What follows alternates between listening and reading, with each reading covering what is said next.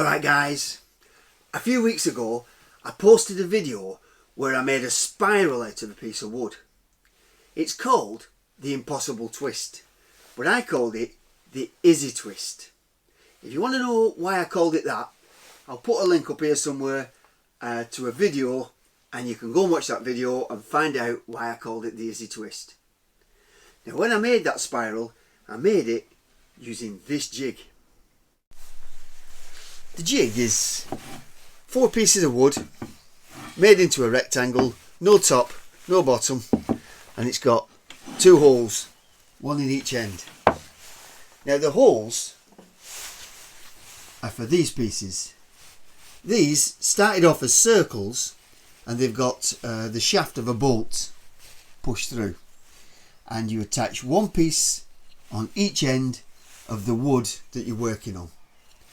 And one of the pieces has holes drilled every 60 degrees, or approximately every 60 degrees. They fit into each end of the jig, and then the piece can rotate. And the way it rotates is by getting a screwdriver and fitting it into the holes so you can turn it. But unfortunately, as I was cutting the piece, it cut the circle, which removed material, which meant that the holes started to get a bit sloppy, which means that the piece was turning a little bit and it wasn't as good as it could be. So I decided to upgrade my jig and I made this. This is my Mark II spiral cutting jig. It's a lot sturdier than the first one, and it's got 2 handles to make it easier to push against the rail and slide backwards and forwards. And the reason it's got 2 handles is so that I don't have to lean over when I start to get to the end of the cut. On this one, I fitted the rotating disc on the outside of the jig so that it won't get damaged once the blade has finished cutting the wood. This disc, it's been machined with holes drilled every 60 degrees, and to make it even more accurate, it's been fitted in position with 2 lots of seal bearings.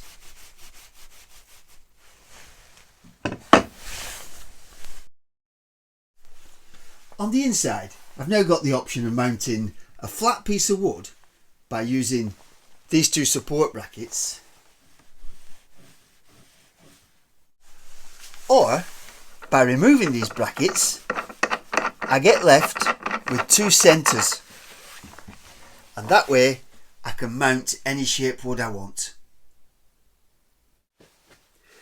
And that's what I'm going to do now, because earlier I was collecting some wood for the fire and I came across this, and I thought to myself, if I can get that to fit into my jig, I'm going to try and see if I can make something with it before the day's finished. Let's get making.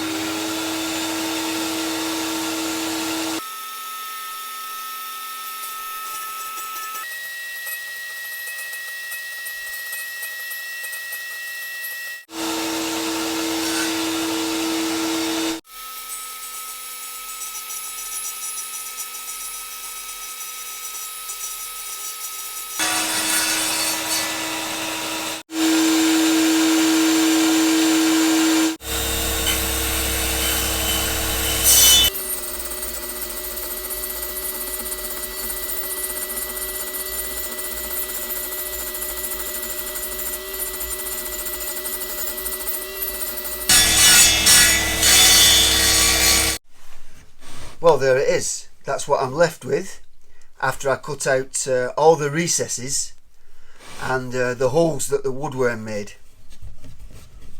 I probably could have done it a lot quicker if I'd have made something that fits in my electric drill to turn this, which I probably will do if I make any more of these. Well, when I do, I will be making some more, so I'll have to think about that. But for now, let's get cutting some spirals. To make a spiral on a table saw, instead of running the workpiece through the blade straight, what you have to do is run it through the blade at an angle. What that does is cut the piece of wood from one side to the other, and you end up with a lovely curve like this. Now, to get that curve to twist around the workpiece, you have to push the workpiece through the blade and turn it at the same time, and you have to do that very accurately. And to do that, you have to use this jig in combination with this slide rail jig. This jig is clamped to the bench and it's got a straight edge so that the rotating jig can slide along it. I've positioned it at approximately 30 degrees to the angle of the blade, and also at a distance so that when the blade starts to cut, it cuts round about the centre line of the workpiece. On top of the straight edge, there's two sturdy supports and a round bar that doesn't flex. And the reason it has to be round is so that you can rotate the handle as you push the workpiece through the saw. The angle of this bar is different than the straight edge. The further out that this angle goes, the more that the grooves will twist around the workpiece. If this bar was parallel with this straight edge, you'd end up with a groove that runs straight down the middle of the workpiece. So now you know all about the jig, let's get on with the spirals.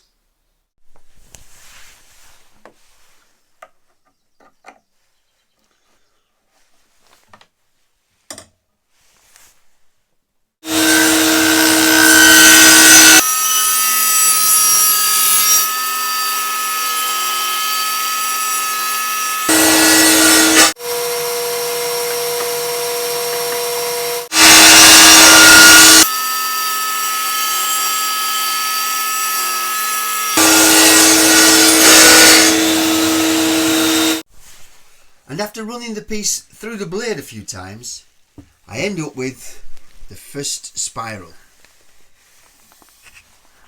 To make the others, I remove the handle, turn it to the next hole, which is 60 degrees, and put the handle back in. And now it's all ready to cut the second spiral. But so that I don't try and cut off too much material in one cut, I lower the blade and I count the number of turns so that each slot will be exactly the same depth.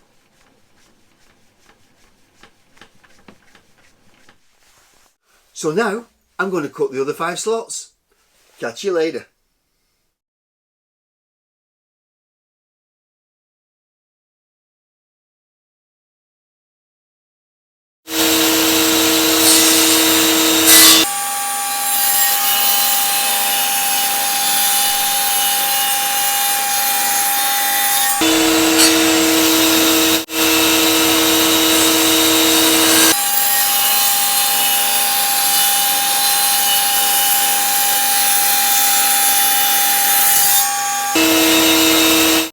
Well, there you go guys. A few hours ago this was a piece of firewood and I've turned it into what I think is a good looking spiral. But I've already got a spiral. I made one a few videos ago and I made this jig so I could do some experimenting. So I'm going to leave this spiral in the jig and I'm going to carry on cutting. And if you want to see how that turns out, well, don't miss the next video. Subscribe to my channel. Thanks for watching, guys. Catch you next time.